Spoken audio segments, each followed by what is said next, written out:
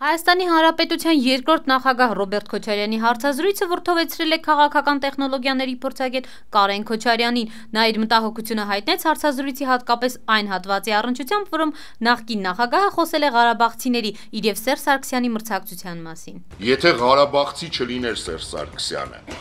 այսինքն ի՞նչ է հայաստանցին թուրք է, ի՞նչ է որ պիտի գար պայքարեր, ինչի մասին է խոսքը, ես չեմ կարողանում հասկանալ։ Կամ հիմա քաղաքական առումով նայենք, հա, երկրորդը, որ ասում է, դե ես եմ բերել, կոպիտ ասած։